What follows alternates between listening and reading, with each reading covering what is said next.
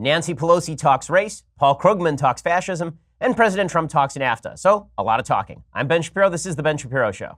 I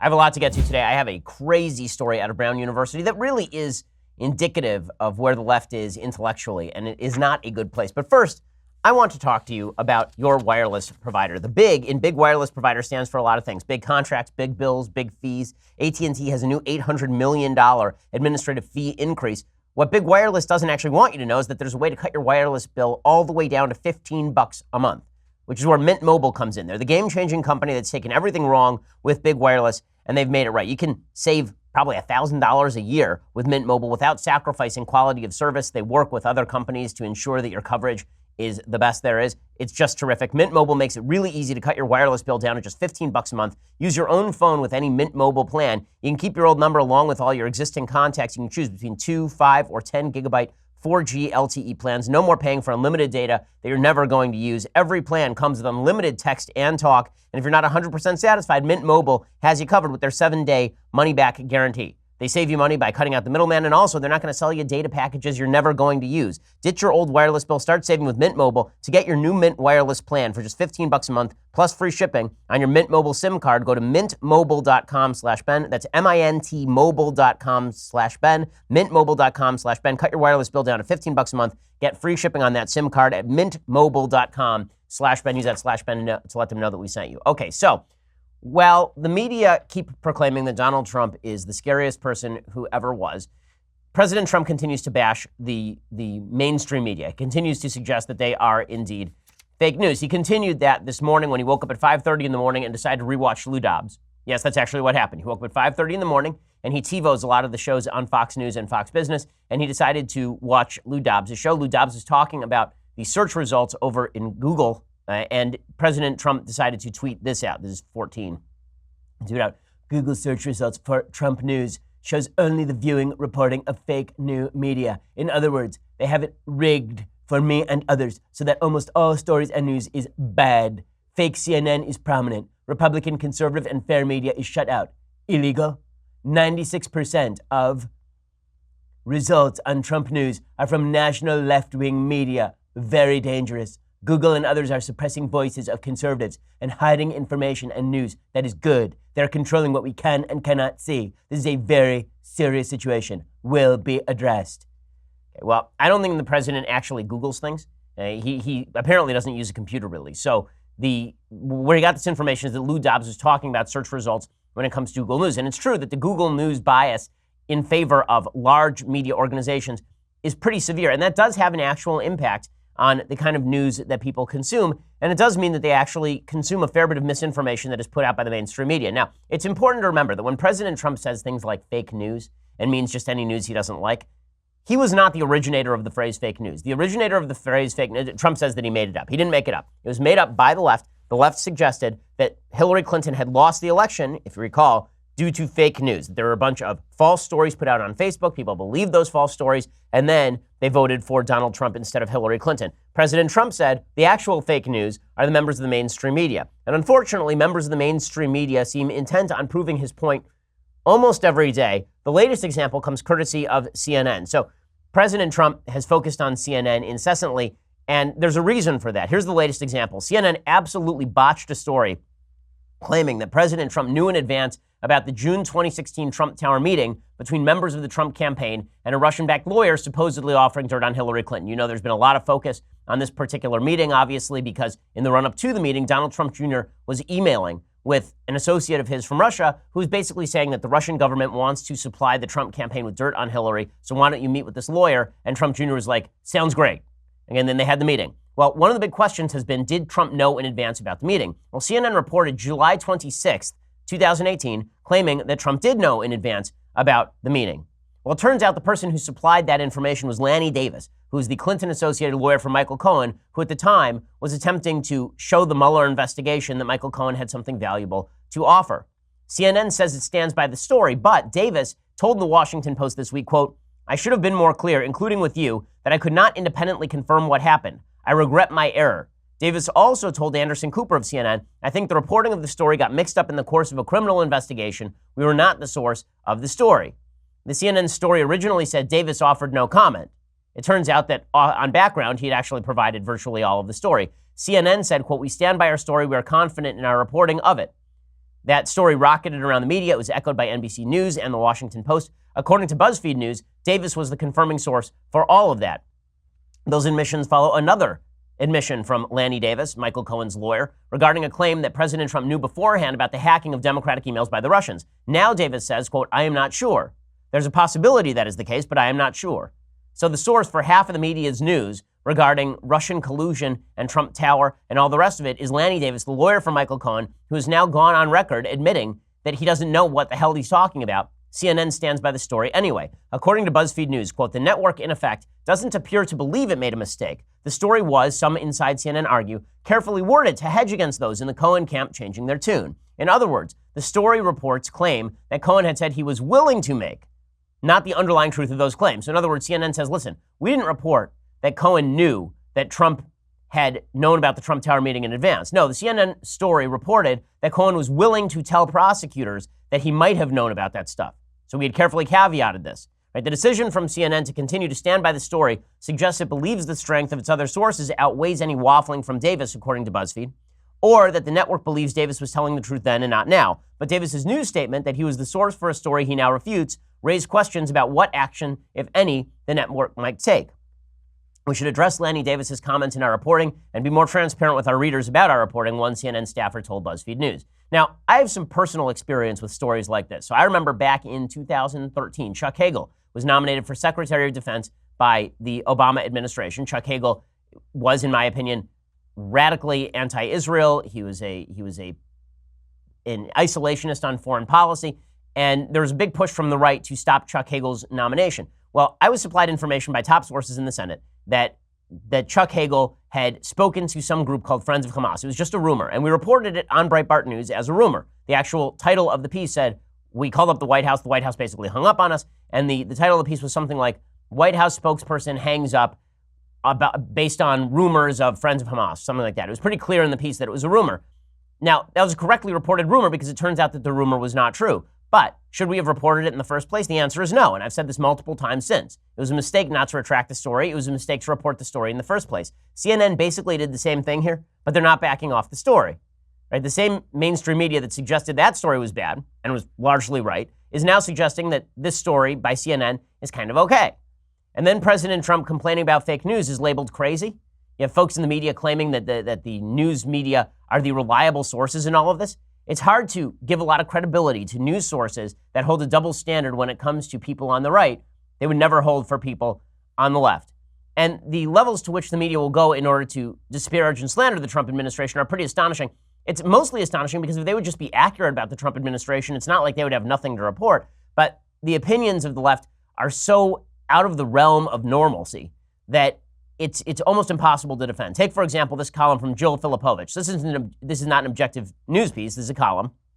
But Jill Filipovich is a feminist author, and she is the author of a book called The H Spot, The Feminist Pursuit of Happiness, which the book is completely blank. There is no feminist pursuit of happiness. It's just like Michael Knowles' book. So Jill Filipovich writes a piece called Stormy Daniels, Feminist Hero. And this is how far the left is willing to go. Stormy Daniels, a porn star who spends her entire career legitimately catering to the worst in men, is now a feminist hero for having sex with a married man once in order to get on The Apprentice, and then taking money to shut up about it, and then reneging on the taking of the money to shut up about it, to make a big deal about it.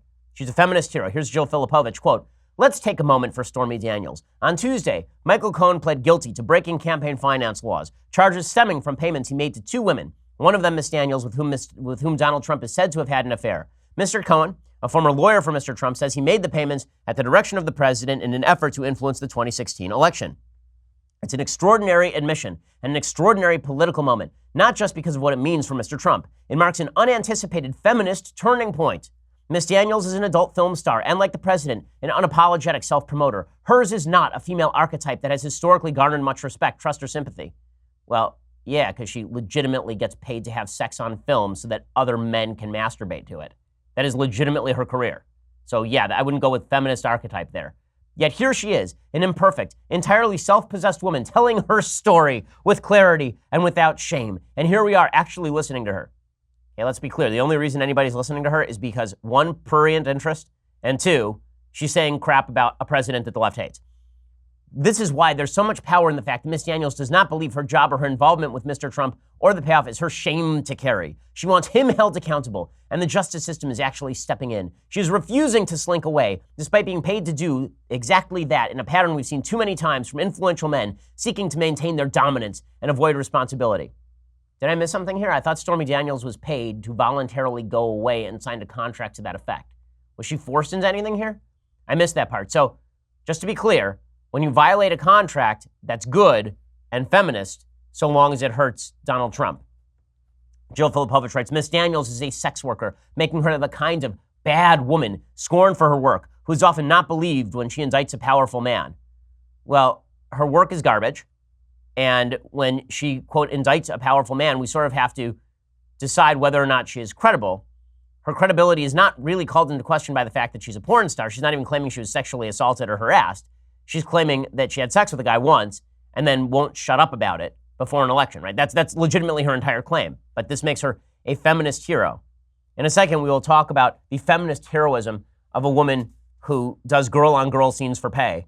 But first, let's talk about life insurance. So if all of this makes you want to kill yourself, then probably you should get some life insurance because, well, life insurance isn't going to cover suicide. But in any case, a better transition would probably be you should need life insurance because if you die, your family's going to want money, right? I mean, let's be real about this. We're all going to plot. And when we do, it would be a mistake for you not to have life insurance. Life insurance is really important. It's also really confusing, which is why 4 out of 10 people don't have it. Maybe you're one of those folks. Maybe you've been holding off because you're procrastinating. But now is the time to get life insurance because the rates are the lowest they have been in 20 years. The best time to buy is now. The best place to buy is PolicyGenius.com. Policy Genius is the easy way to compare life insurance online. In just 5 minutes, you can compare quotes from the top insurers to find the best policy for you. And when you compare quotes, you save money. It is indeed that simple. Policy Genius has helped over 4 million people shop for insurance, placed over $20 billion in coverage. They don't just make life insurance easy. They also compare disability insurance and renter's insurance and health insurance. If you care about it, they can cover it. So if you've been putting off getting life insurance, there's no reason to put it off any longer. Go to PolicyGenius.com. Get quotes, apply in minutes. It's that easy. Rates are the lowest in 20 years. PolicyGenius.com, the easy way to compare and buy life insurance. Go check out Policy Genius right now. So, as Jill Filipovich says, the left is celebrating Stormy Daniels as a hero. And the reason that I cite this is because while the opinion pages in the New York Times objective news pages are separate, the reality is that they're not quite all that separate. Okay, the same media sensibility that informs an editorial page that thinks Jill Filipovich has relevant things to say about Stormy Daniels being a feminist hero, they're the same folks who are pushing bad news over at CNN. The hard distinction between opinion and journalism doesn't really exist. Okay, it's why we over at the Daily Wire admit what our biases are, but the objective news media at places like CNN will not admit that bias. Instead, they claim they're objective truth tellers, when in reality, most of them feel like Jill Filipovich does. Anyway, Filipovich continues. She says, Ms. Daniels' lack of shame about her line of work has led to a right-wing escalation, with conservative media outlets hounding her as a prostitute once they realized she would meet porn star with a shrug. Well, I mean, no, people were calling her kind of a prostitute because she was kind of a prostitute. I mean, just like having sex on film for pay is not markedly better than having sex not on film for pay. Rudy Giuliani, one of Mr. Trump's lawyers, said in June, although he respects all human beings, Ms. Daniels is apparently one exception. He said, I don't respect a porn star the way I respect a career woman or a woman of substance or a woman who has great respect for herself as a woman and as a person, he said, and isn't going to sell her body for sexual exploitation. So Stormy, you want to bring a case, let me cross-examine you. The threat is that Mr. Giuliani would do to Ms. Daniels what lawyers have done for centuries to imperfect women, and in particular rape victims. Okay, how is a feminist equating a woman who has sex for money on film for the pleasure of men with a rape victim? How is that even a possibility? You want to know the most anti-feminist thing that I've heard today? It is this. Okay, it is not anything that Rudy Giuliani said. It's something I'm saying right now. The most anti-feminist thing you can say is that Stormy Daniels is akin to a rape victim in any way. She is not a rape victim. She is a woman who voluntarily has sex for money. Again, none of this is to let President Trump off the hook for stooping women who have sex for money, which he does apparently on a fairly regular basis. But the left attempts to paint everyone who is anti-Trump as some sort of great hero in the struggle. I don't think it's going to redound to their benefit in the long run. Filipovich says, Mr. Giuliani contrasted Miss Daniels with three beautiful women, classy women, women of great substance, who Mr. Trump has married, perfectly encapsulating the profoundly misogynist virgin-whore dichotomy imposed on women, where we can only be perfectly good or entirely bad. Well, no, women can be flawed, but if you choose to do what Stormy Daniels does, that comes along with some character consequences. It's pretty insane that this article was considered brilliant enough to make the pages of the New York Times, but this is where we are. This is where we are. So this is just great stuff. Stormy Daniels' heroine. That's not the only element of stupidity in the pages of the New York Times. The New York Times also features today a piece by Paul Krugman, who is one of the appointed idiots over at the New York Times. Krugman knows something about international currency. He knows nothing about virtually anything else. So he has a piece today in the New York Times talking about how Donald Trump is ushering in the era of fascism. He says, why it can happen here. We are very close to becoming another Poland or Hungary.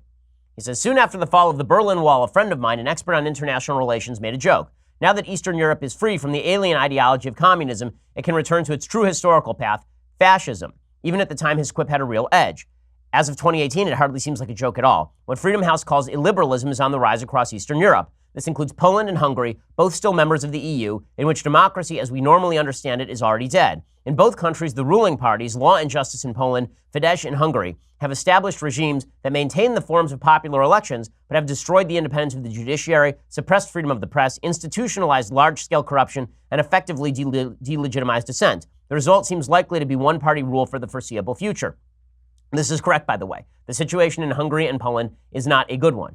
Okay, a lot of the moves toward liberalism in the aftermath of the communist collapse has been replaced by a move toward one-party rule in quasi-fascist mode. Jamie Kirchhoff has a great book on this called The End of Europe that I've recommended on the show before, and he talks specifically about the situations in places like Poland and Hungary. But here's where Krugman goes wrong. He says, it could all too easily happen here. There was a time not long ago when people used to say our democratic norms, our proud history of freedom, would protect us from such a slide into tyranny. In fact, some people still say that, but believing such a thing today requires willful blindness. The fact is that the Republican Party is ready, even eager, to become an American version of Law and Justice or Fidesz, exploiting its current political power to lock in permanent rule. Okay, this column is going to look really stupid when and if the Democrats win back the House in 2018, the Senate in 2020, and the presidency in 2020. This idea that one-party rule is on the horizon here, that that's the next thing that's happening, is just utterly baseless. There is no evidence for it whatsoever, and Krugman tries to cite a few situations in which Republicans have moved to strip particular public officials of power. For example, North Carolina, where after a Democrat won the governorship, Republicans passed legislation stripping the governor's office of power. Okay, that's why they still have a legislature in North Carolina. But in any case, he suggests that what's happened is that the Republicans have moved toward fascism. They've moved toward the Hungary-Poland model. Now, I will acknowledge that the populism of Donald Trump is a lot more akin to right-wing nationalist parties in Europe than it is to traditional Republican principles in many ways. In terms of his actual governance, however, his actual governance has been small government conservatism, except when it comes to a lot of spending proposals. So Trump talks like a right-wing European nationalist. There's no question about that. But when it comes to policy, that's not quite the same thing. We have a system of checks and balances in the United States that directly cuts against this sort of assumption of power. Also, Krugman goes out of his way to ignore a lot of the conditions that led to the rise of those right-wing parties in Europe. Kirchhoff talks about, in that book, End of Europe, why it is that all these right-wing parties have risen. And there are a couple of reasons. One of those reasons is the politically correct attempt to rewrite history in certain ways that led to a severe backlash in a lot of these countries. And the second is a forcible attempt to impose bars on discussion about things like immigration. So one of the reasons that you've seen, for example, the Swedish Democrats, which is a more right-wing party in Sweden, start to gain all sorts of power, is because there was a forcible attempt in Sweden to quash any serious discussion about the influx of immigrants from the Middle East into Sweden. That led to a serious backlash and small fringe parties suddenly gaining a lot of prominence. You've seen that happen across Europe. In other words, the left-wing attempt to stifle discussion has actually led to a move toward a more authoritarian form of government in various areas of Europe. And yet that's exactly what the left seeks to do on a routine basis here in the United States. Krugman says that all the principles of the Republican Party are gone, and it's just because they lost their principles. He says, why is America, the birthplace of democracy, so close to following the lead of other countries that have recently destroyed it? Don't tell me about economic anxiety. That's not what happened in Poland, which grew steadily through the financial crisis and its aftermath, and it's not what happened here in 2016. Study after study has found that racial resentment, not economic distress, drove Trump voters. No, what those studies actually found is that resentment at a left that castigated people on the right as cultural outsiders is what drove Trump to victory. Okay, this idea that it was purely issues of race is nonsense. What it really was cultural anxiety about a left that was championing the idea that America was changing for the better because all of the people in the middle of the country were being marginalized, that white blue-collar workers in Ohio were being marginalized, and the press was cheering that on as a grand victory of the leftist vision. That has driven a lot of people into the arms of a sort of toxic populism that is quite bad in rhetoric. But the United States is a lot more robust in its defenses against those sort of things than Europe is, number one. And number two, the left refuses to acknowledge its own culpability in helping to bring about the rise of exactly that sort of populism, which, by the way, is mirrored by a populism on the left from people like Bernie Sanders. And I'll give you an example of the sort of political correctness that is taking over the left. This is an amazing example. So, over at Brown University, there was a study. Okay, there's a news story about a study, rather. And that study focused in on what we'll talk about. Sorry, hold on.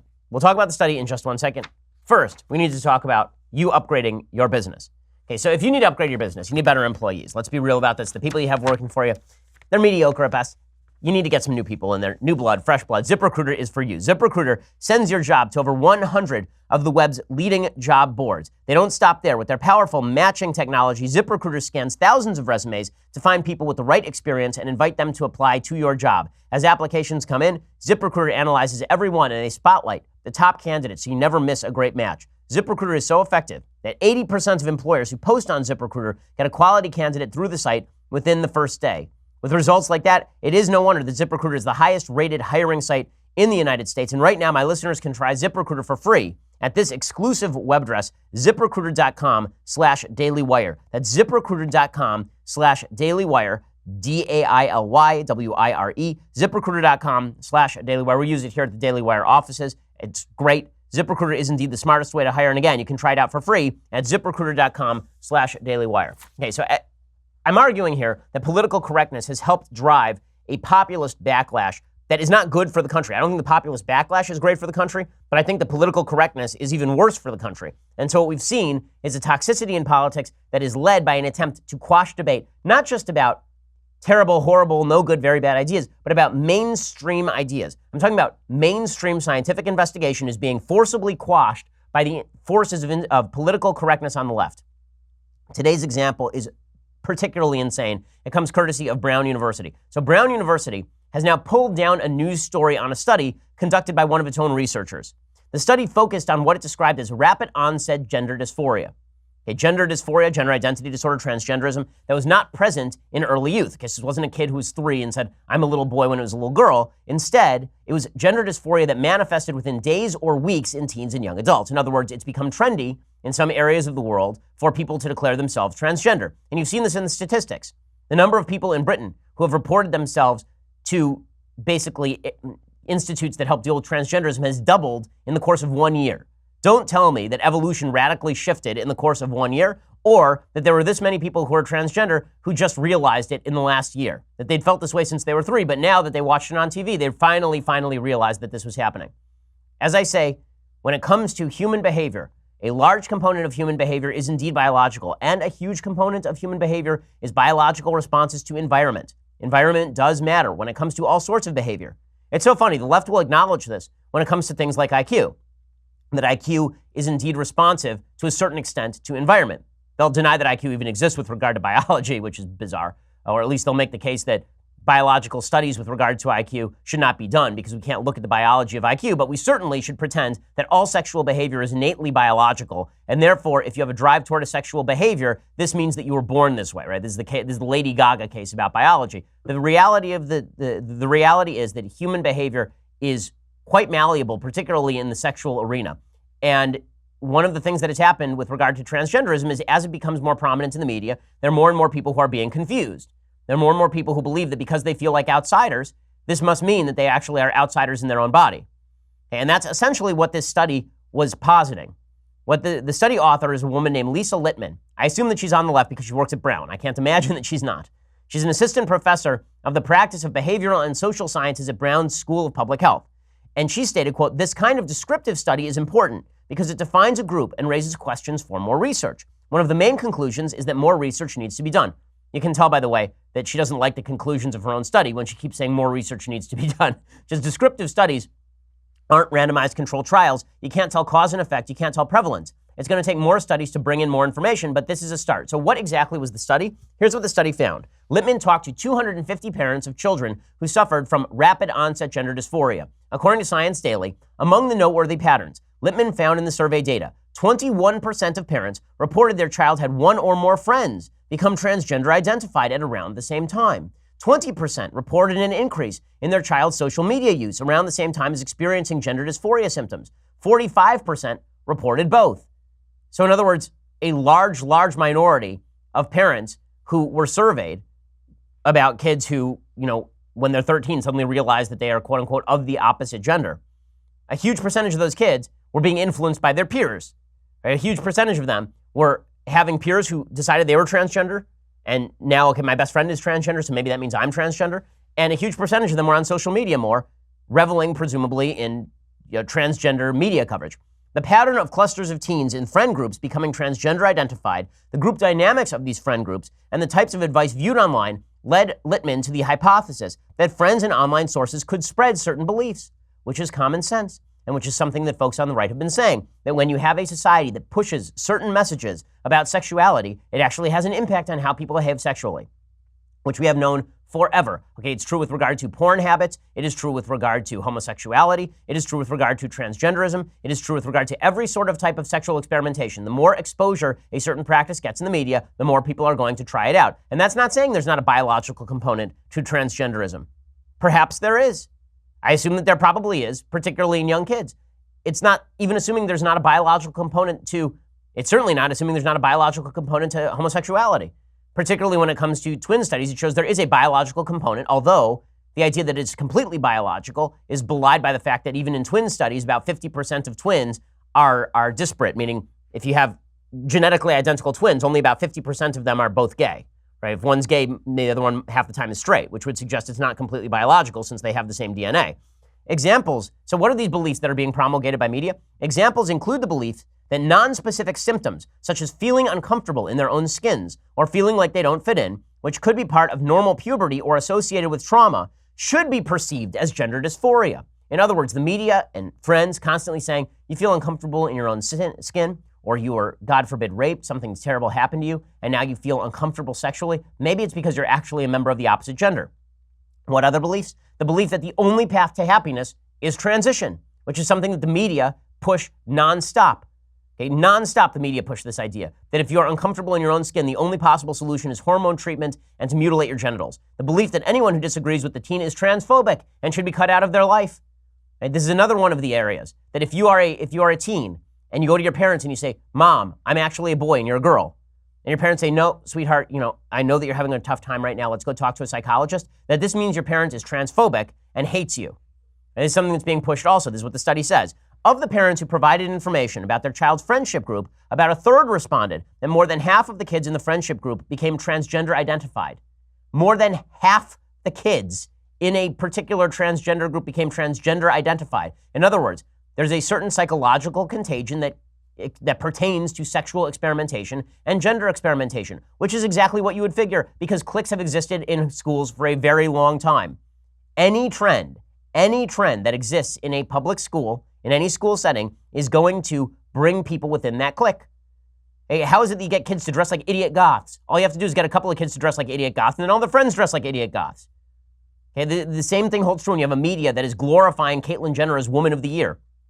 A group with 50% of its members becoming transgender identified represents a rate that is 70 times the expected prevalence for young adults.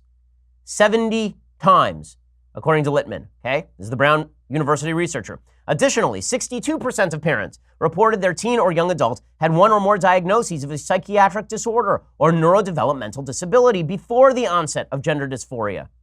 So in other words, We already know about comorbidity between depression and gender dysphoria. The idea here is that it's possible that other mental conditions are translating themselves over to gender dysphoria thanks to peers in the group who are suggesting that this is probably the solution to whatever difficulty that you're having in life. 48% reported their child had experienced a traumatic or stressful event prior to the onset of gender dysphoria, including being bullied, sexually assaulted, or having their parents get divorced. So in other words, when you have troubled kids, they are more likely to experience what this researcher calls rapid onset gender dysphoria. So what did the left do with this study? Did they say, okay, well, let's look at the data. Maybe we should drill down. Maybe we should go ahead and do further research on this. Maybe we should take a look at the fact that rates of gender dysphoria are rapidly multiplying across the West, Australia, Great Britain, Canada, the United States. It's happening everywhere. Why is this happening? Is it because there's a sudden biological shift in human genomes? Or is it possible that environmental and social conditions actually make a difference with regard to sexual behavior and identification? Instead of doing that, Brown University had a different solution. I'm going to tell you about that solution in just 1 second. First, you're going to have to go over to Daily Wire. So Daily Wire, you get $9.99 a month. You get the rest of the show. You get the rest of Andrew Klavan's show. You get the rest of Michael Knowles' show. You get all of those things for $9.99 a month. You also get the wonderful mug, right? This here mug right here, this Leftist Tears hot or cold tumbler for $99 a year. That's with the annual subscription. Also, please go and subscribe over at YouTube or iTunes. That means that you will get our Sunday special. This Sunday, we have on a fantastic guest who I don't know who it is yet, but it will be fantastic because they're all great. We only have on good guests. So go check that out as well. We are the largest, fastest growing conservative podcast in the nation.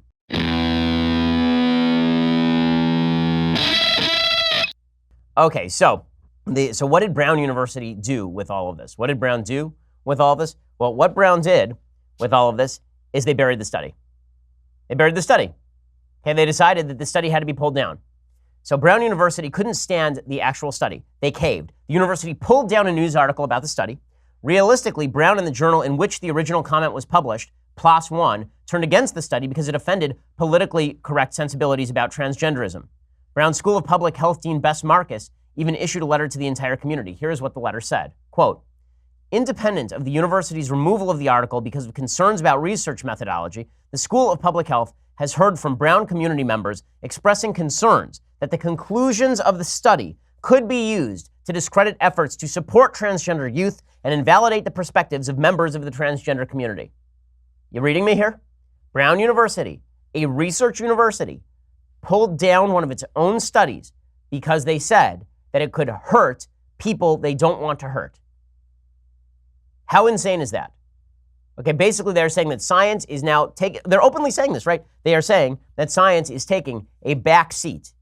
That science is taking a back seat to the realities of political correctness. I'm going to read that sentence again because this is insane. The School of Public Health has heard from the Brown community members expressing concerns that the conclusions of the study could be used to discredit efforts to support transgender youth and invalidate the perspectives of members of the transgender community. Could be used, not is being used, not is used, could be used. Okay, so if the scientific data doesn't back your preferred political position, we're just going to pull down the study. And then Brown just dissembles. They say the university and school have always affirmed the importance of academic freedom and the value of rigorous debate informed by research. The merits of all research should be debated vigorously because that is the process by which knowledge ultimately advances, often through tentative findings that are often overridden or corrected in subsequent higher quality research. This is them saying, we really, really hope this study isn't true. It would be really bad if this study were true because it might suggest that not everybody who identifies as transgender is suffering from a biological disorder like gender identity disorder. It's possible that they're just mistaking their own feelings. We can't say that. So let's hope that this study is debunked. In the meantime, we'll pull down the study because we're a bunch of cowards. They say the spirit of free inquiry and scholarly debate is central to academic excellence. At the same time, here it is. At the same time, we believe firmly it is incumbent on public health researchers to listen to multiple perspectives and to recognize and articulate the limitations of their work. And by the way, as I say, the author of the study specifically said this is a descriptive study requiring further research. But that wasn't good enough. Brown pulled it down. This process includes acknowledging and considering the perspectives of those who criticize our research methods and conclusions and working to improve future research to address these limitations and better serve public health. And then I love this. This is the best part. There's an added obligation for vigilance in research design and analysis anytime there are implications for the health of the communities at the center of research and study. So in other words, we need to be rigorous, but we need to be super duper rigorous if we are talking about stuff the left doesn't like. Well, no, that's actually not the requirement of science. The requirement of science is that you are supposed to be super duper rigorous all the way through. The requirement of science is not dependent on whether the left likes the result. And then you wonder why folks on the right don't trust a lot of the scientific results that seem to be pushed by the left. You know, honestly, like, I think that global warming is taking place because the data suggests that global warming is taking place. I accept the reality that a certain percentage of that global warming is created by man-driven activities. But for folks on the right who look at the way that the left punishes people for straying from the established consensus, and sometimes how the left punishes people for straying from a consensus that is not even scientifically established, that is politically established, do you wonder why folks on the right don't trust folks on the left when it comes to their scientific research? That's not an excuse for people ignoring science. And there are people on right and left who ignore science about vaccines, for example, because it benefits their own position. It creates a confirmation bias. But that's not what this is. What we are watching here is a reverse confirmation bias. You don't like the results of a study, so Brown will pull it down because it might offend people. It's just insane. The commitment of the school to diversity and inclusion is central to our mission, says Brown, and we pride ourselves on building a community that fully recognizes and affirms the full diversity of gender and sexual identity in its members. These commitments are an unshakable part of our core values as a community. So here's what they're going to do. In an effort to support robust research and constructive dialogue on gender identity in adolescents and youth, the school will be organizing a panel of experts. A panel of experts. We can't actually just present the study and then have critiques of the methodology of the study. We will present a panel of experts, namely a bunch of people who agree with the prevailing politically correct view of gender identity disorder, and then we will silence everybody else, and we will get Lisa Lippman, a non-tenured professor, fired. That's what's going to happen to her, okay? Lisa Lippman will never work again at a major research university. That's what's going to happen to Lisa Lippman. She's going to go exactly the same way as Brett Weinstein, who is a biologist over at a socialist over at Evergreen University, Heather Hying, who is his wife. Right? They will go after anyone. They will go after anyone who does not follow the basic leftist consensus on politics. They will destroy science in order to do so, and they will censor people. This is what creates the anti-political correctness backlash on the right. Jesse Singal of New York Magazine, who is no right-winger, he says, the honesty here is noteworthy. Researchers can publish findings that support the Born This Way storyline all day long with no problems. Anything else will be carefully picked apart for signs of harmfulness. He says this could be used as justification to discredit just about any interesting social science study. And that is exactly right. But that is what the left is dedicated to. Because the left is dedicated to one way of thinking, and it is the only way of thinking, and there will be no other ways of thinking. Speaking of which, the left is also cracking down on Catholic Charities. So that's awesome. So it's not just important to screw up kids when it comes to issues like transgenderism by failing to acknowledge there's an environmental component to how kids feel about their own gender and sexuality, and instead pushing forward with a leftist social agenda.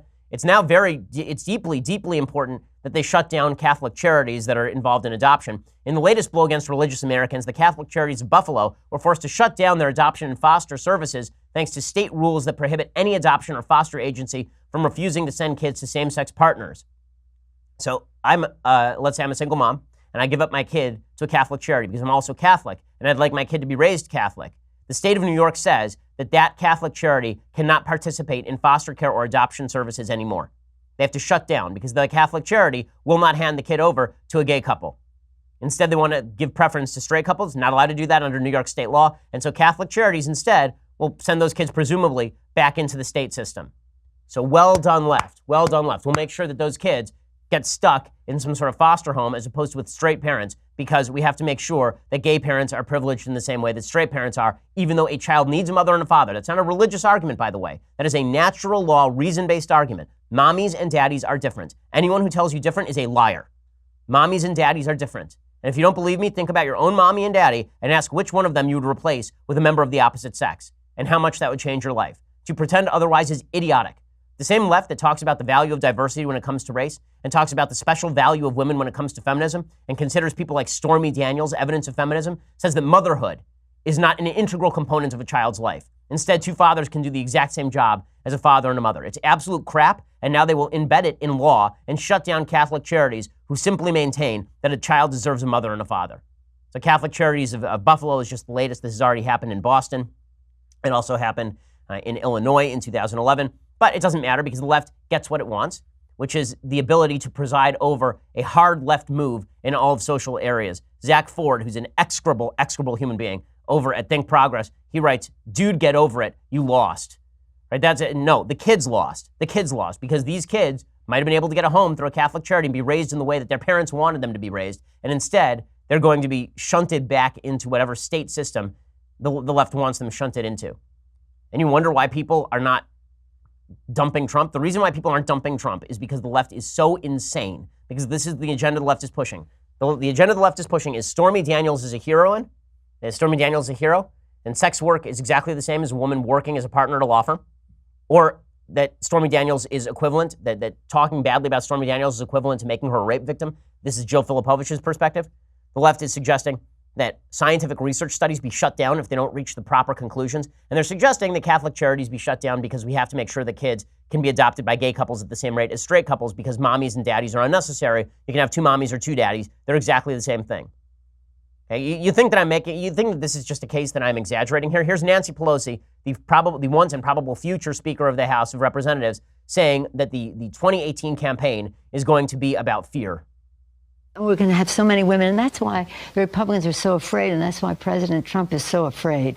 He's afraid of all the women, people of color, LGBTQ numbers that will be added to the ranks in the Democratic Party, which is already a majority of women and people of color and LGBTQ.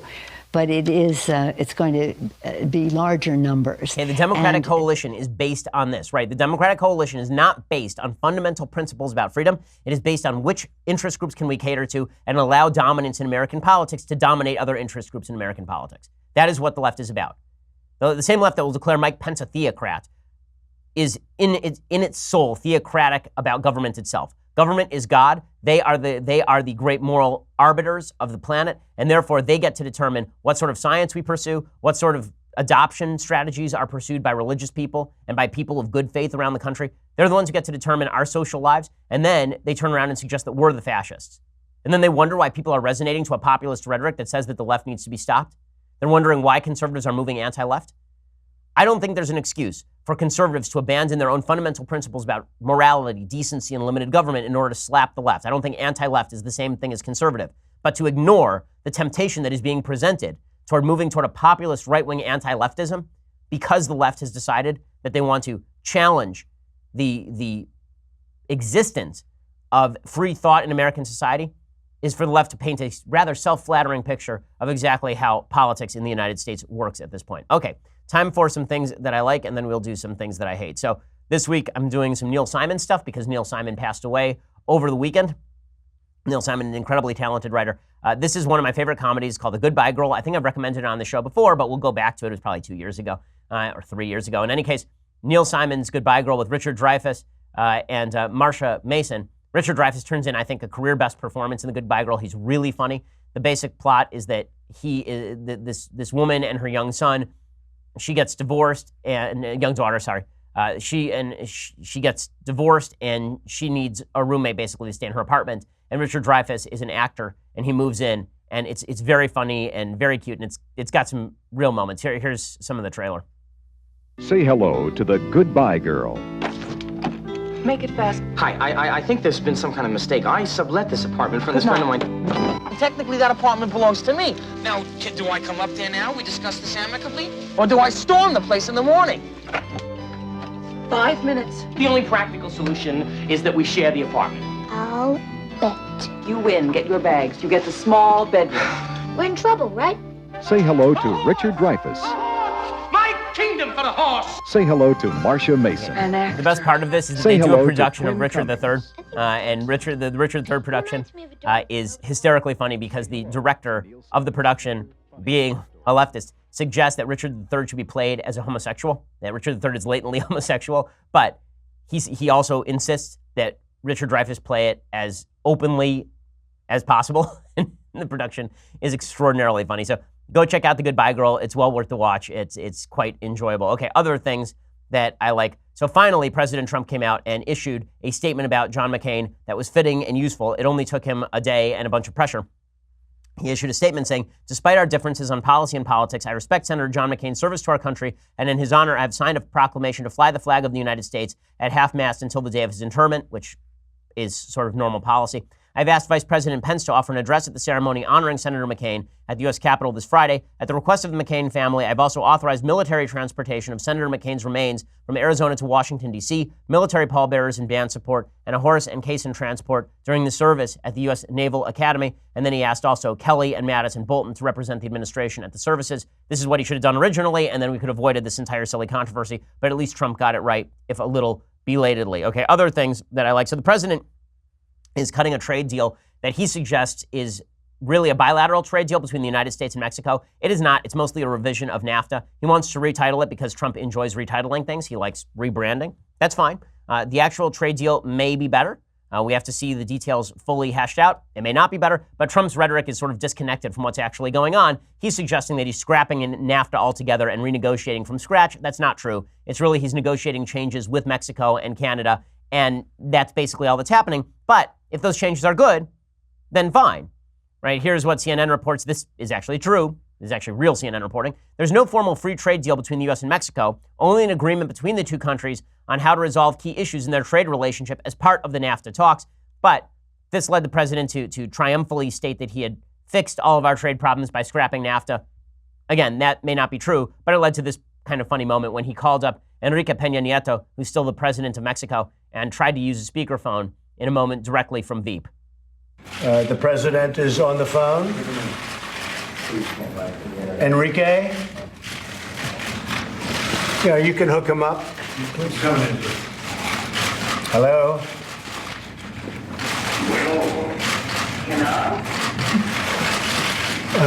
Do you want to put that on this phone, please?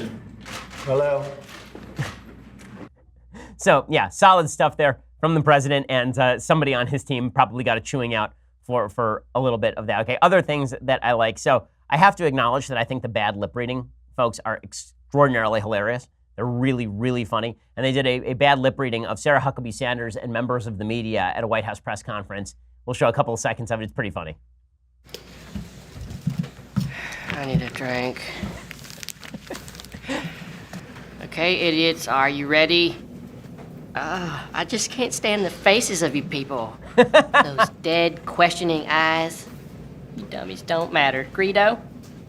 What happens when I scratch a horseradish all over my face? Now, why would you do this? Well, definitely gonna scrape it somewhere. Yeah, you don't matter. Mangy? Okay, my beard itches pretty bad. Is this because of my bugs? You have literal bugs? Uh-huh. I think it's mainly bed bugs. Okay, you gotta go. Wait, is this about the bugs? Yeah, it is. Stank? No, all their videos are really funny. You can go check out the bad lip reading, folks. They do a pretty spectacular job. Okay, time for a couple of quick things that I hate. All right, so it begins today with Alyssa Milano, who I don't know why she's investing herself so much in politics lately. She has every right to do so. I always say that because people take it, when I criticize a celebrity for speaking, they take it as though I'm criticizing the celebrity for speaking as opposed to what the celebrity is saying. So Alyssa Milano did this little video for Now This, which is just one of the dumbest sites on the internet, Now This. They basically make these videos about fringe folks and then suggest they're mainstream. And she did a video about stopping Brett Kavanaugh, who's President Trump's nominee to the Supreme Court, who will be confirmed.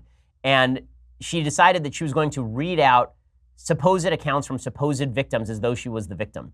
And it got real weird. We have the power to stop Brett Kavanaugh. I know we do, but we have to call our senators. It's not yet a done deal, so we have to bang down their doors and share our stories because we are all Jane Doe. We are all Joaquin Oliver. We are all Laura Packard. And so many more of us are vulnerable if Brett Kavanaugh is in the majority on the highest court of the land. Oh, the crisis mentality. Oh no, we can't have an originalist on the court. Don't do it. The level of drama that Democrats bring to politics, pretty astonishing. Let's admit this, okay? We're all prone to this. When Obama was president, I'd get over dramatic from time to time. But you know, the level of panic about somebody like Brett Kavanaugh is pretty insipid, given the fact that it is the left that has used the court as a club against legislatures across the country. It is the left that has used the Constitution as a weapon to wield against traditional American values over and over and over again, from Roe v. Wade to Obergefell. And the idea that Brett Kavanaugh, for reading the Constitution in its properly appointed judicial role, that he's the threat, pretty wild. Okay, other things that I hate. So ESPN is dying in the ratings. I can't imagine why. Actually, I can't imagine why. It's because they won't shut up about politics and just cover sports. So I can't get a damn baseball highlight on SportsCenter anymore, but I can certainly get half of the ESPN staff yelling at Tiger Woods, an actual black person, over his supposed racism for not ripping President Trump. We can have Max Kellerman, who's as white as I am, talking about the evils of Tiger Woods. It really bothers me. I am angry at what Tiger Woods said because it is a thoughtless statement dressed up as a thoughtful statement. And it either holds in contempt the intelligence of the people who hear it or else it's just a stupid thing to say. Oh, him saying we have to respect the office of the president, I don't want to get into politics, is a stupid thing to say. And Max Kellerman would know because he is actually the king of stupid things to say. He once was the Duke, but he's now been elevated to actual royalty, which is impressive. He was second in line. He was once a prince. And then the father of stupidity died at some point and made him the king. So the king of saying stupid things, Max Kellerman, who is just bad at his job, he thinks Tiger Woods is bad. But he's not the only one. There's an entire ESPN segment about Tiger Woods in which Tiger Woods was labeled not really black, which was just excellent. Well, first of all, we don't know what Tiger Woods believed. He's Camblinasian. He's not black. When he got arrested, he was black. He was listed as black on the report. So let's understand that. Tiger Woods, that's the issue that the African-American community has always had because obviously from an historical perspective, you know, if 1/3 of you has a darker hue, a darker pigmentation, you know, the bottom line is you are black and it is that simple. And you get it, and he ain't even 1/3. I'm just throwing that out there. So what? So Tiger's not black anymore? Weird, because it seemed to me that the entire media was very focused on his color when he was winning majors because it was actually a breakthrough for black golfers. I mean, I was there for that entire time. And that was fine. That was a good thing. But now he's not black anymore because he didn't want to say anything bad about Trump. So Stephen A. Smith really sounding off in the most intelligent possible way. I think the dumbest story of the week, however, with regard to sports wasn't even the Tiger Woods stuff. It was the Serena Williams bodysuit. So she wanted to wear a cat suit. Basically at the French Open. And the French Open banned the catsuit because it was not in keeping with their fashion requirements. Their actual fashion requirements at these various places, that's why you don't see the players wearing basically like sweatsuits out there or tracksuits. Anyway, Michelle Beadle says that it is racist to ban Serena Williams' catsuit because of the new dress code. And so she explains that the racism, everywhere racist. It doesn't matter, by the way, that Serena Williams is by far the most praised female tennis player of all time.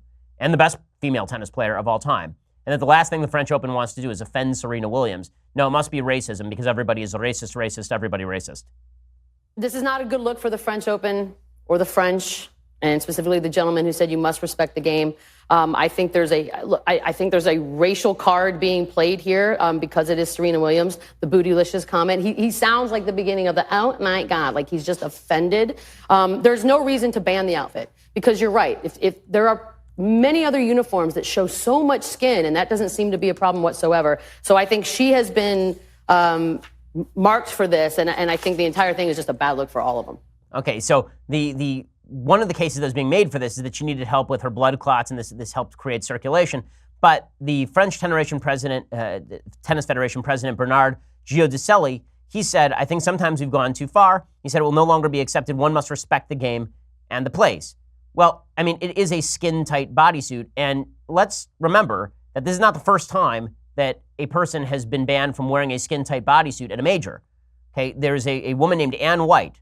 Her name might betray her color as well, a white woman. In 1985, she tried to wear a white bodysuit over to Wimbledon, and Wimbledon banned it. Okay, she was wearing a white one-piece Lycra bodysuit. It attracted a lot of attention and the crowd and the photographers, and then play was stopped for the day, and Alan Mills, the umpire, told her to wear more appropriate clothing the next day. She did so, and she lost the third set, and she said she didn't know why it was controversial, but like 30 years ago, they were saying that this was an issue. So I guess it's not racist, but it's racist because racism, and that's all ESPN cares about. I wonder why nobody wants to watch sports on ESPN. Oh, maybe it's because they don't even do sports on ESPN anymore. Okay, we'll be back here tomorrow with all of the latest. I'm Ben Shapiro. This is The Ben Shapiro Show. The Ben Shapiro Show is produced by Senya Villarreal, executive producer Jeremy Boring, senior producer Jonathan Hay. Our supervising producer is Mathis Glover, and our technical producer is Austin Stevens. Edited by Alex Zingaro. Audio is mixed by Mike Caramina. Hair and makeup is by Jesua Alvera. The Ben Shapiro Show is a Daily Wire Forward Publishing production. Copyright Forward Publishing 2018.